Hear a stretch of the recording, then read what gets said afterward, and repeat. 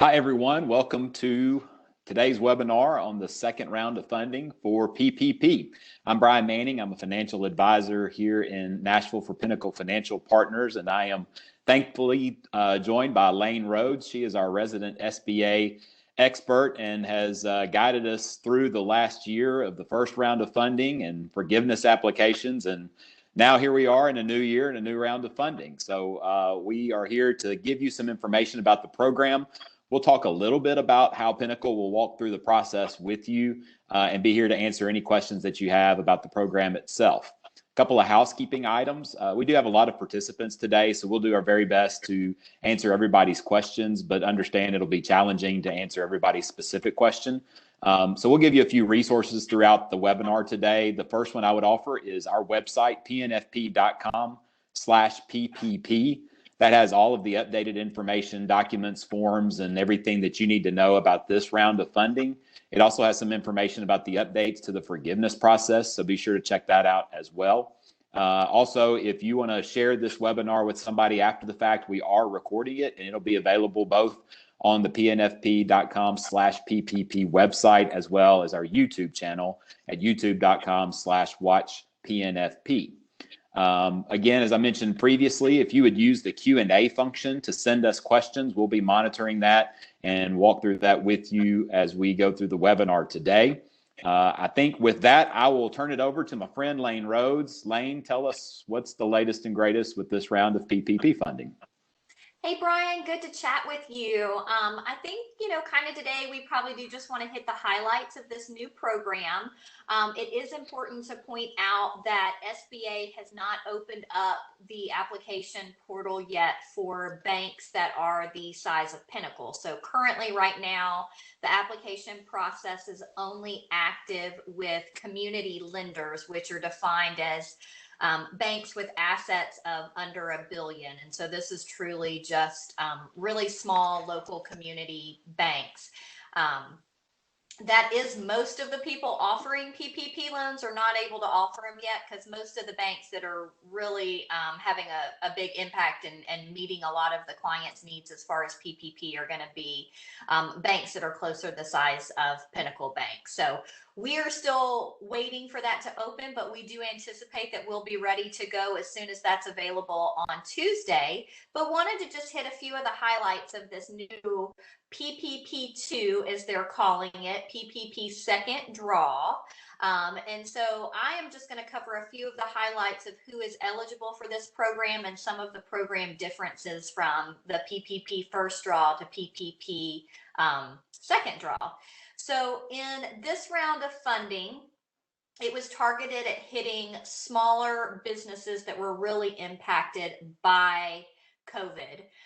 You have to have less than 300 employees.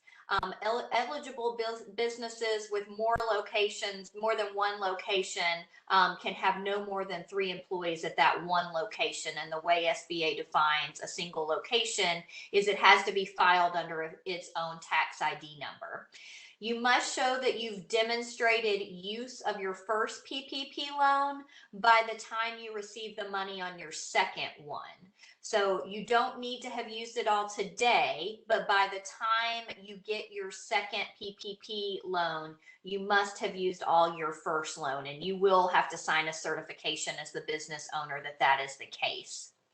The biggest change in this program is this program requires that you demonstrate a 25% reduction in gross receipts during any quarter in 2020 when we compare it to 2019. SBA, as it stands right now, has defined a quarter as a true calendar year quarter. So you wouldn't be able to take any 3 months that you wanted to and kind of call that a quarter. They're truly calling it calendar-based quarters. But all you have to show is a 25% reduction in one quarter. So the example that SBA used in their interim final ruling was you would compare quarter number 2 in 2019 to quarter number 2 in 2020. And as long as you can show a reduction from 19 to 20, you would be eligible for this program. It doesn't have to be second quarter, though. It can be any quarter in which you had a reduction. So that was a big change to the program from the first round. The first round, you did not need to show any sort of reduction in your sales to qualify for the program. The same types of businesses are eligible, so nonprofits are still eligible in this round. And one of the changes was the 501c6 entities that are like the chamber organizations. Those are eligible this round, and they weren't eligible the last round. So they actually would qualify for the PPP first draw program, but that is a change under the regulation. So if you guys are one of those entities and looking to apply, you'd actually be able to apply under the first round rules. The second round rules do have a cap of 2 million is the most you can get in any PPP round two draw. And wanted to just kind of go over briefly the payroll calculation again for this. With the round two program, the biggest difference here is they are allowing for a higher multiple for entities that have a NAICS code that starts with 72. So 72 NAICS code is restaurants and hotels. So those actually get to use more payroll than the normal program, which is the 2.5 times. So that's really nice. But any other business that doesn't have a NAICS code of 72, you're going to use that 2.5 time payroll is how you calculate the payroll. Another change that really helped me, because we had such a hard time when they extended the 8 weeks to the 24 weeks on the last round, they clarified for us now in this round that you can choose any period you want in between 8 and 24 weeks. So if you use your money in 12 weeks, then your covered period is 12 weeks. If you use the full 24 weeks, then yours is 24. But you didn't have to pick. Before, it really made it sound like you could either use 8 weeks or it was 24. Even if you finished the money somewhere in between, you still were the 24 period versus whatever period of time you utilize the money under. So that was a really nice clarification to the rule. So that period now can be anywhere from 8 weeks to 24 weeks, which is really going to allow for you guys to use up all this money. So that's why I think the larger calculation is really beneficial for restaurants, because you now have up to 24 weeks, which means you can really, hopefully, vaccine's going to get going out there. You're going to get back open and you'll be able to get your payroll back up to what it was, hopefully, before the pandemic. And you'll have lots of money that you can use to do that out for the full 24 weeks. So I thought that was a really nice clarification of the program. But just to quickly hit on some of the companies that would not be eligible for PPP, the biggest one in my mind is going to be entities, businesses that were not open as of February 15th. 2020. That rule still stands out there. And we do have some business owners that fall into that caveat. They either bought a business or opened a business in first quarter of 2020, and they were really hoping they would be eligible under these new guidelines for a round of PPP funding. And unfortunately, SBA kept that number, that date in there. So you still have to be a business that was in operation as of February 15th of 2020 to qualify for this program. Publicly traded companies are not eligible. There is just some minor ones that wouldn't qualify. Companies that have to do with lobbying activities or political involvement, those would not qualify. If you're registered as a foreign agent, you would not be able to qualify for this program. And then there's a new program that will be administered by SBA, and that's the Shuttered Venue Grant program. If you are applying for that program and qualify and anticipate receiving one of those grants, you would not be eligible for PPP Round 2 funding. So that's another thing to keep in mind. But that Shuttered Venue program truly only applies to entertainment type venues like movie theaters that have been completely shut down due to COVID. So that's just a quick overview. I know we probably have a ton of questions out there, Brian, so I'd like to reserve this time to really try to answer as many questions as we can for people. Yeah, that's all helpful news. So I guess we'll jump in real quick and remind everybody, to continue to check our website, pnfp.com/PPP. That has information for first-time PPP borrowers. It has information about everybody that's coming back for a second draw. It has some information about forgiveness on there and who's eligible, who's not eligible. Lots of the information that Lane just covered is out on our website, and we'll continue to update that as more information comes out. Just like last year, we continue to get information as the program goes on, and we'll be sure to read through that and provide it to you there.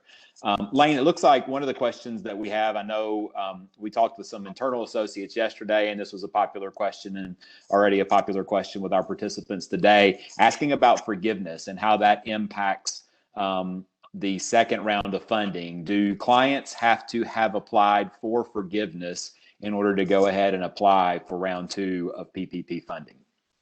Great question. And no, they do not have to have applied for forgiveness or received forgiveness. They truly only need to certify that they have used all of the money.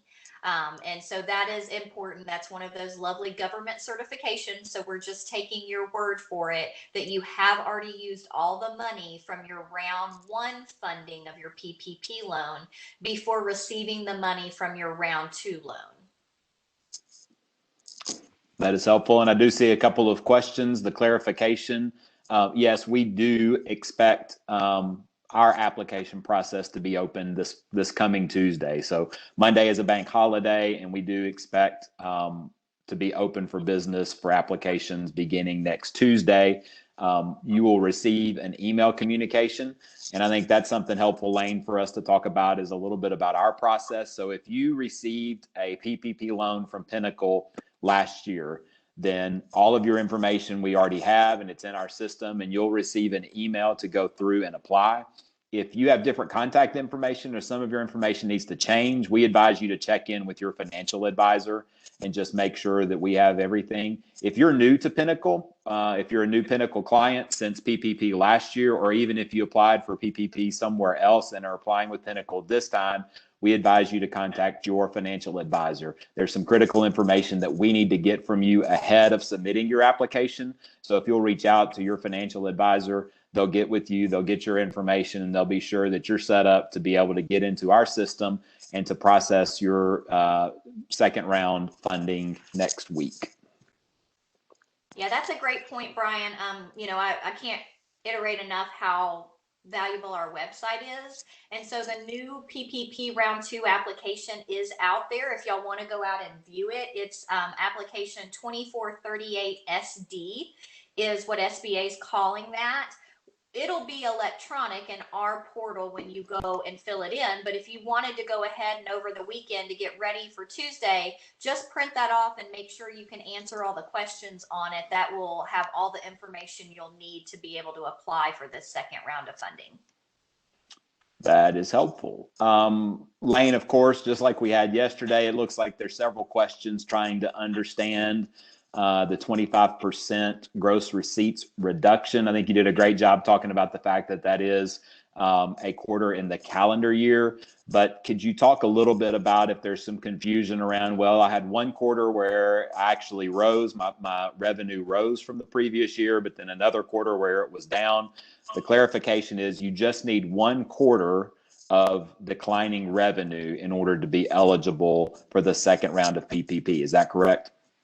That is correct. SBA has not necessarily defined revenue out there, but we do have a definition of revenue that the IRS uses. So, I can read that for you guys just so you know what IRS is viewing, and SBA usually defers to kind of IRS guidelines on there. So they define revenue as gross receipts that include revenue received or accrued from the source, the primary source of sales from your business, that's products, services, interest, dividends, rents, royalties, fees, commissions, or reduced, and then you reduce that by any returns or allowances. So you wouldn't count your PPP money in this calculation. And then you wouldn't include taxes. So like if you sell a product and you collect sales tax on that, you don't include that sales tax number in your gross receipts number as well. So just something to kind of think about. That's from the IRS. That's not necessarily as SBA has defined it, but typically SBA has deferred to IRS definitions when they refer to certain financial terms in their interim final rulings. But it truly is just one quarter. Now, obviously, if you are looking at your total year and you can show a 25% decline in revenue over the entire year from 2020 compared to 2019, you would definitely qualify for this program. But if you don't show that, let's say maybe you only show a 10% decline overall, or maybe you actually showed a slight increase for the year, but you were actually, prior to COVID hitting, you were predicting that you were going to be up maybe 30% over last year, and you ended up being up only 10%, but you can still show that you had one of those quarters. Now, any of the 4 quarters that you can show you had a reduction in revenue, then you would be eligible for this program. But you do have to provide that documentation to us. And we've had lots of questions of, is this going to be cash basis versus accrual basis? The answer there is it's going to be whatever you use as a business owner to track your revenue. So if you track your revenue under cash basis, and you can provide us cash-based statements from 19 compared to a quarter in 2020, then that's what you would use. Now, what we would not want to see is that you used accrual-based accounting in 2019, and then due to COVID in 2020, you converted to cash basis. And so you had different statements from year to year. We need each year to be under the same sort of accounting method. So if you used accrual in 19, we need to see accrual for 2020, or vice versa. And you can always convert your statements from one to the other if that's a exercise that you needed to do to try to provide us that 25% reduction in revenue. And I guess also, Lane, a good thing to clarify for our participants today is if their loan amount is going to be less than $150,000, they won't have to provide that to us on the front end, but it will be necessary once they apply for forgiveness. And so as we begin to open up our application process next week, that documentation won't be necessary. And I think, to your point earlier, there's still a lot of clarification going on about what exactly would be used to demonstrate the reduction in revenue from one year to the next. And so they won't have to do that if their loan amount is less than $150,000 next week, but they will have to have that come forgiveness time. That's correct. And as part of that Consolidated CARES Act as well, or Consolidated Appropriations Act, they actually included in there the forgiveness, the simplified forgiveness for PPP loans that were 150 and under. We're actually still waiting on SBA to release that simplified application to us, but we anticipate that will probably come out first part of next week as well. So be on the lookout if you haven't applied for forgiveness from your first round and you were holding off because you really want to do it using this simplified application. It should be out probably first part of next week as well. Yeah, and our advice has been pretty consistent that if you can wait, it's important to wait as information continues to come out, and that's one of the major reasons why. And so hopefully here in the next week or two, we'll have all of that information and be able to make it a pretty simplified forgiveness process for a lot of people out there. Lane, we've got a question about businesses that maybe started late in 2019, and so it's going to be challenging to demonstrate quarter-to-quarter comparison from 2019 to 2020. What guidance do we have right now about how they would go about comparing their quarters as far as a reduction in their revenue? So this is one of the holes that I see right now in the interim final ruling that SBA released last week.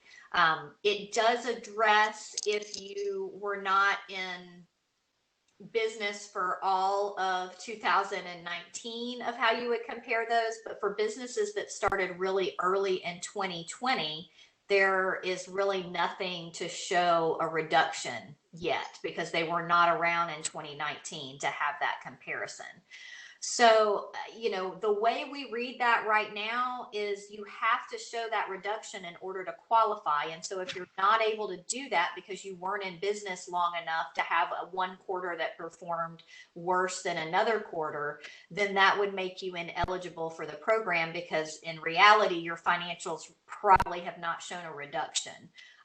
So that's how we're viewing that right now. We're hopeful that SBA will give us some more clarification there, and that maybe, those types of businesses would have some sort of relief, some other metric that we could use. But as the program reads right now, you have to be able to show that 25% reduction when comparing one quarter from 2020 to a quarter in 2019. And so if you cannot do that, you're not eligible for the program under the rules that we have right now from SBA.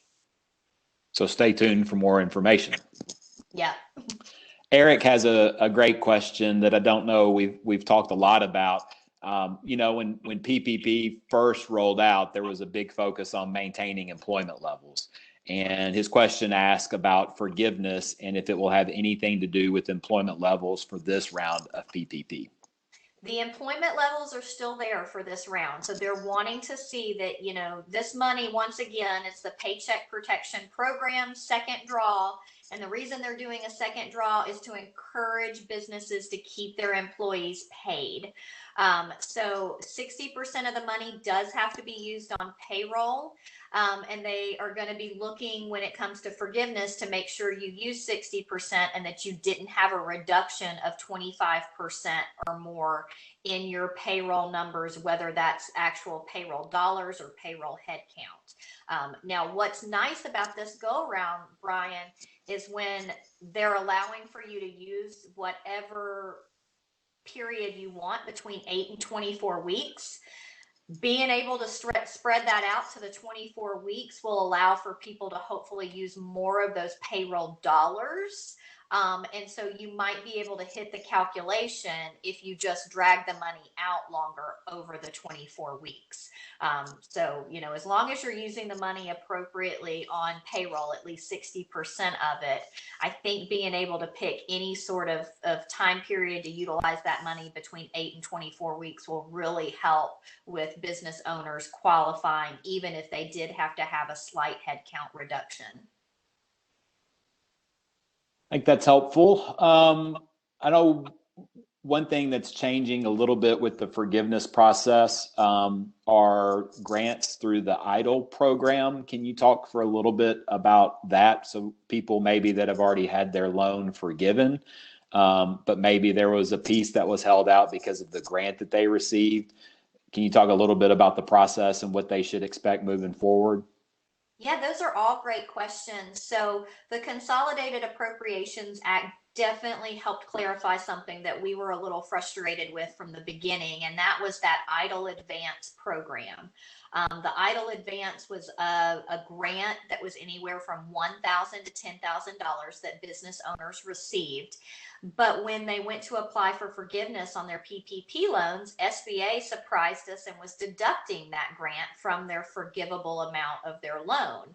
They came back in the Consolidated Appropriations Act and removed that deduction. But we had people that had already applied for forgiveness, obviously, and had already had that deducted from their forgiveness. So they might have had, just to use round numbers, a $10,000 loan balance after we were paid off by SBA.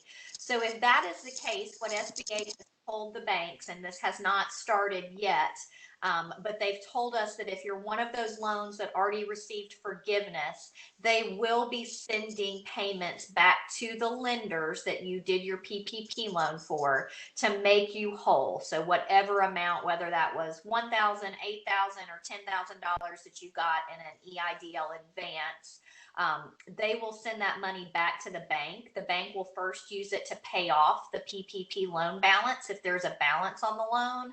If there wasn't a balance on the loan because you as the business owner decided just to pay it off yourself, so that you didn't have to pay back that money with interest, then we will figure out, our loan operations team will be reaching out to you to figure out how you want that money to go back to you. But those are a very small handful of individuals that we have right now here at Pinnacle that we'll be addressing. But that is how that process will manage. And then if you haven't applied for forgiveness, they've completely removed that now from the forgiveness process. So your EIDL loan would not be deducted from your forgiveness amount. And then that EIDL program will reopen in the near future. It hasn't opened back up yet, but the Consolidated Appropriations Act did refund that pool of money, so that if you didn't get one of those EIDL advances the first go around, you're welcome to go back and reapply during this second round to see if you qualify to get one of those grants. Lane, I think we've got a lot of questions around self-employed or contract employees using Schedule C like they did before. Do you have any guidance or how this particular round of funding applies to those individuals? Yeah, so they still have to show a reduction in sales. So if they're like a contract employee, they're going to need to show us that they had a reduction in their contract work that they got paid for in order to qualify for the program. So that reduction does still apply to individuals that are sole proprietors as well. The calculation will be done the same way. They can provide us the same sort of documentation that they did during the first round to calculate their payroll expenses at 2.5 times. So that will still be available out there to them. And once again, there's the cap of $100,000. So it's 2.5 times payroll up to $100,000. So if you make over $100,000 as a sole proprietor or as an employee at a company, any amount over that does not count towards the PPP calculation for your loan amount. And Lane, this may be a question that we need to research a little bit that you may not know. It's a processing question, but for those businesses, the restaurants, the hotels that would qualify for the 3.5 times payroll, is that something specific they're going to have to do in their calculation and their application submission process, or will that automatically happen for them as they go through our application process? Yeah, Numerated has accounted for that because it does ask for NAICS code is one of the items that you have to fill in when I guess when we input that information on the front end into the system. So if it's somebody that's applied with us before, we should have that code already put into the system and have identified them as one of the business owners that would qualify for the 3.5 times payroll calculation. So it should already be accounted for, but if you just want to double check, there will be an opportunity, I'm being told, once the application goes live for you to go in and make changes. So if for some reason maybe we had an incorrect code in there, there'll be an opportunity to fix that type of stuff as well. So we'll definitely have a chance to verify that cash flow number for the payroll just to make sure that you agree with that amount prior to giving you loan documents for that specific, for your round 2 draw. Yeah, and I think Dan's question here probably fits in well with that. He talks about in round 1, he had used his prior 2.5 months of payroll to calculate his loan amount. Since then, there's been a lot that's happened. He's had to lay off employees, reduce salaries over the last several months. So the good news, I guess, for Dan and people like Dan is he will have the opportunity to use a different calculation for this round of funding as opposed to round 1, correct? Well, so, we do have all their stuff from the first round, which is nice for those that, want to just use the same information. But if you do want to change that, definitely connect with your financial advisor here at Pinnacle to make sure that we get updated information to get that calculation corrected. Let's see. It looks like lots of questions around the $100,000 cap. All of the rules are essentially the same, correct, Lane? That cap's still in play. Everything is still the same for everybody in that area. That's correct. They did not change any of the guidance from the first round of PPP on how we calculate payroll, what qualifies into payroll, to come up with that actual loan amount. So that has all been the same from the first round. Now, one of the things that I didn't kind of talk about under the differences would be what would be eligible expenses that you could use your PPP funds for this go around. And so there are some differences for the second round of PPP that were different from the first round of PPP. Obviously, we want to see you use 60% of the money on payroll, but then you can use 40% on eligible expenses. And the SBA defines eligible expenses as mortgage, interest payments, lease payments, utility cost, operation expenses, including software, cloud computing, human resources, and accounting needs. That's one of the ones that's different. Any property damage that your business received during disturbances from 2020 would also be covered.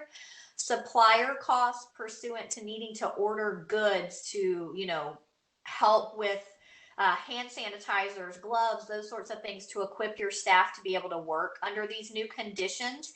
Any changes you had to make to your business as well. So if you needed to put up, plexiglass, or you're a restaurant and you converted to outdoor dining, these sorts of things can also be included in your PPP, that 40% number that's out there of eligible expenses. So those are all really nice enhancements to the program that give you some more eligible expenses to be able to use that 40% on. I think that's all very helpful, Lane.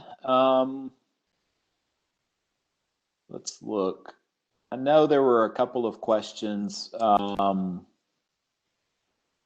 Yeah, so Bobby's got a question about their loan. They originally applied with a previous bank, and now they've moved to Pinnacle. Is it best for them to apply with us or with their previous bank? And if so, Lane, how do they go about doing that?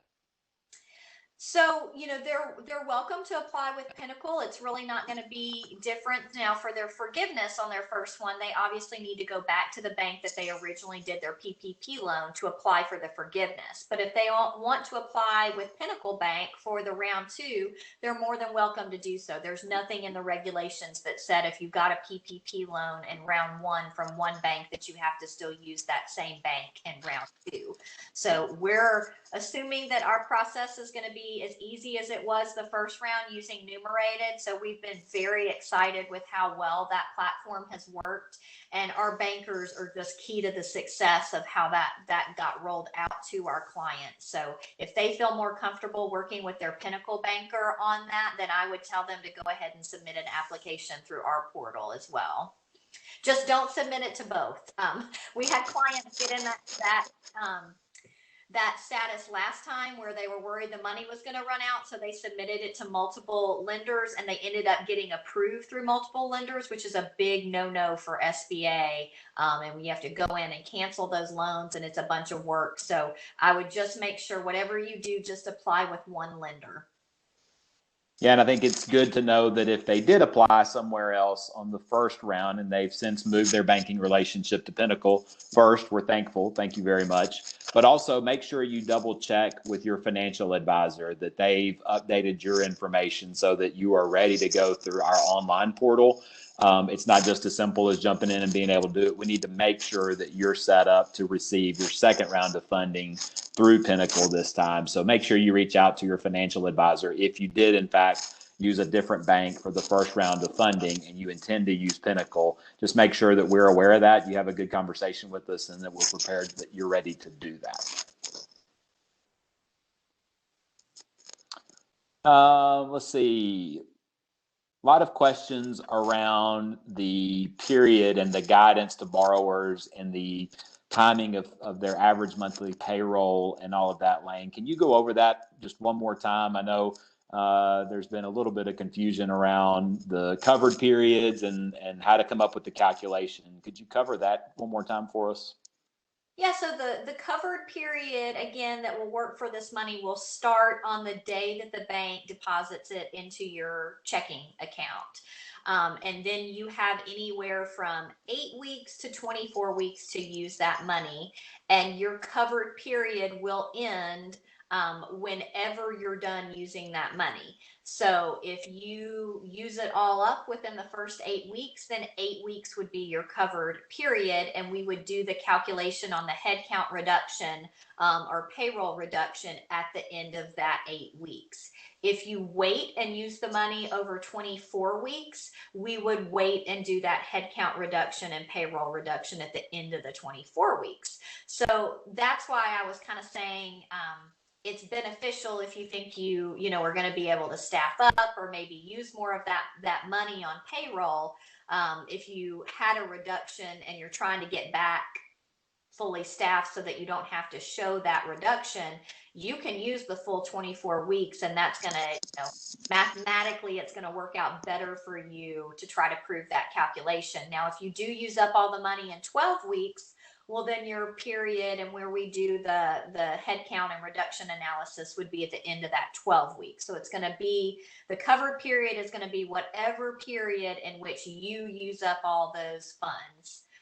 So, that's something just to kind of accounting wise to keep in your mind as you're thinking through and using that money. And then again, that payroll calculation, unless you're a restaurant or a hotel, it's going to be 2.5 times your average payroll cost is going to be what your loan amount is going to qualify for. I see a couple of questions here, Lane, about the process if they're new to PPP lending. So if they didn't participate for one reason or another in round one, they had a question about how to go about it for this second round. And I think that's a great opportunity to point people to our website, pnfp.com/PPP. If you go there, there's actually several tabs, and it'll tell you if you've got a question about your first round of funding to click that tab, and it'll guide you through that process and information. And then it'll also tell you if you're going through your second round of funding, there's a tab there for you to click. So if you go to pnfp.com/PPP, that information is there for you, and you can read your process there and how it's best for you to go through that with us on this round.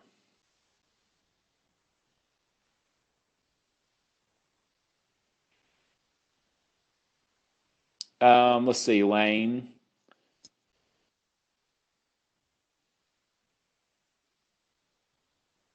Some questions about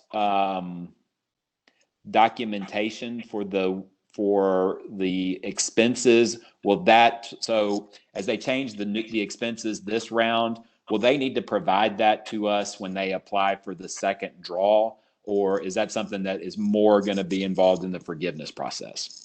Yeah, so for the expenses of how they, spend the money once they get it, that would all fall under the expense, the forgiveness part of it, providing documentation for those expenses. So the only documentation they're going to need to provide on the application process on the front end, if they already did a PPP loan with us, we already have your calculation from last time, and you're good with us using that same calculation. The only additional documentation you will need to provide would be documentation of that 25% reduction.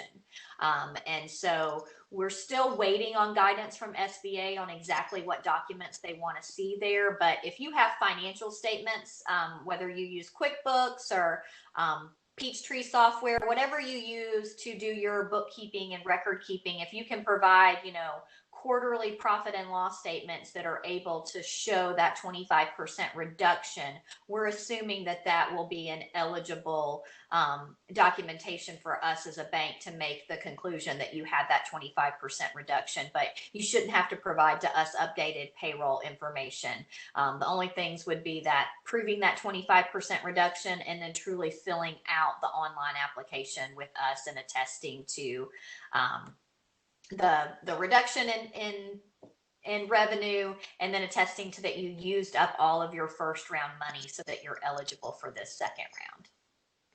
Lane, we've had a few questions about change in ownership within a business, whether that's just change in ownership of the business or maybe the potential of one business acquiring another. How does that impact them for round two of PPP funding?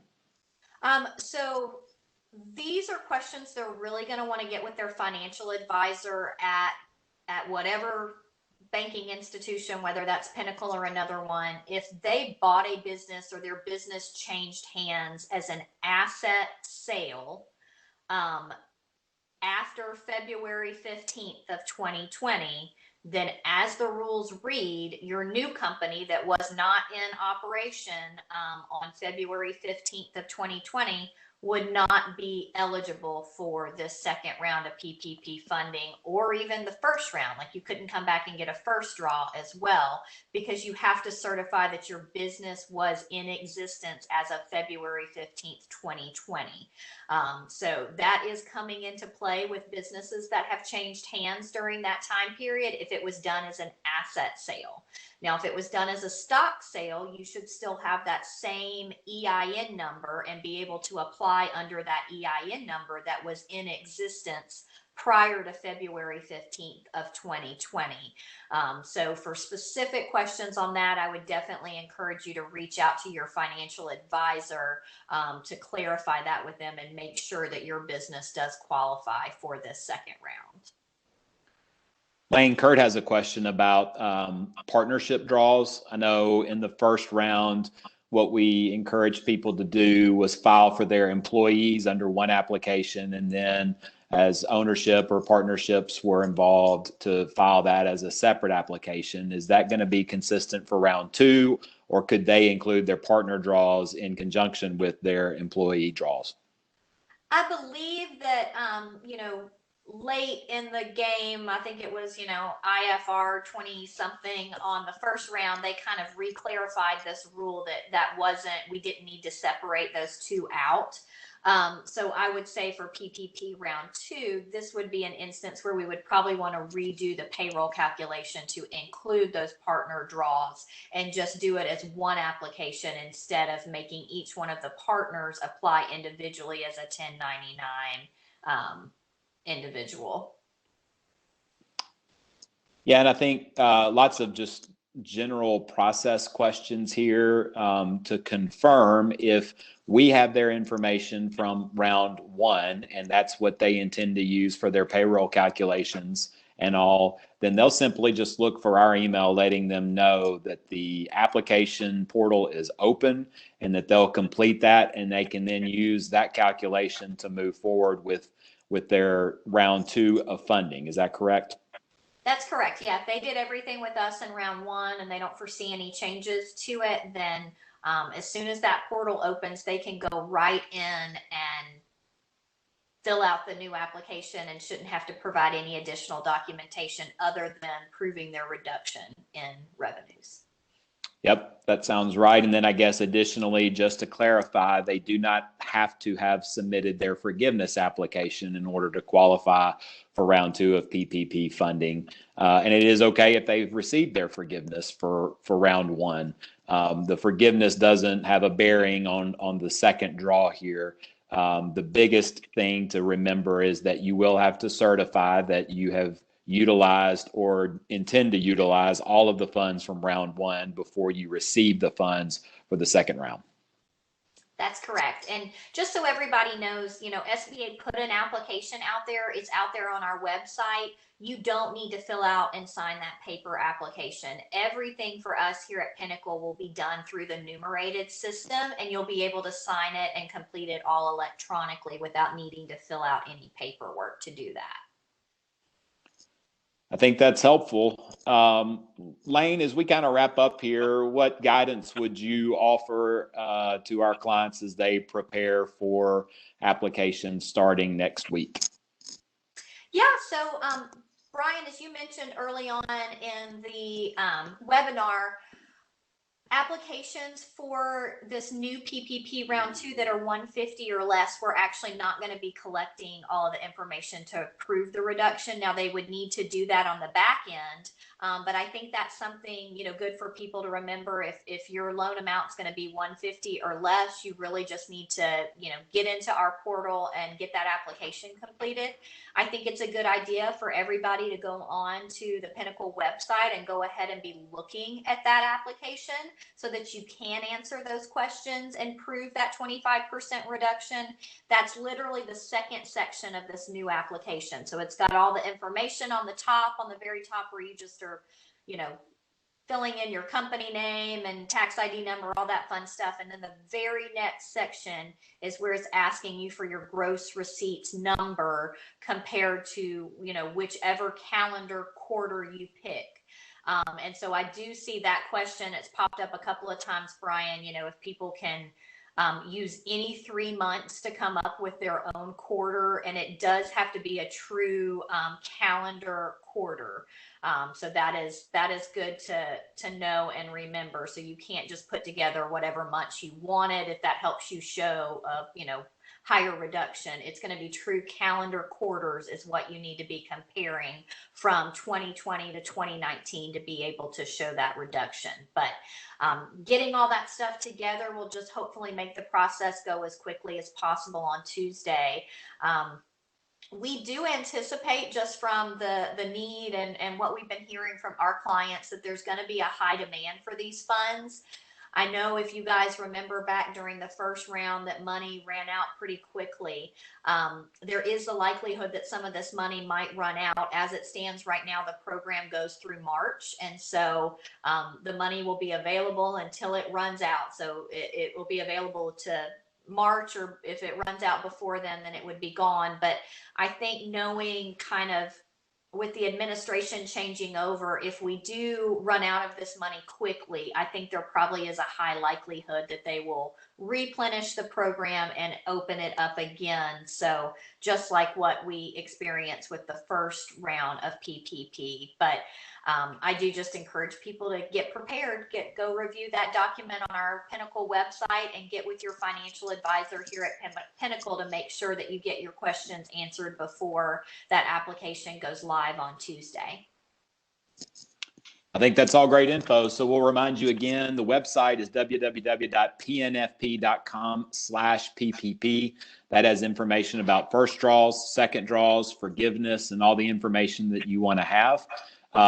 If you want to pass this webinar along to somebody in your office or somebody that wasn't able to make it, it will be posted to that website. It'll also be on our YouTube channel at youtube.com/watchpnfp. We do have a couple of more webinars scheduled. We have one next Tuesday at 8:30 Central, 9:30 Eastern, and next Thursday, the 21st at 2:30 Central, 3:30 Eastern. More information, we feel confident, will continue to trickle out. And so it would be great for you to tune in to those as well, just to see what changes have already come out in the program, what information is different, and certainly to help you as you walk through the application process. So again, we encourage you to reach out to your financial advisor and have a conversation with them. Pay attention to your email. That's what we're going to use to communicate the process and information as we go through this new round of PPP funds. We'll send all that information to you about the application opening and how to go through your process. And then if you've got any questions, please reach out and ask.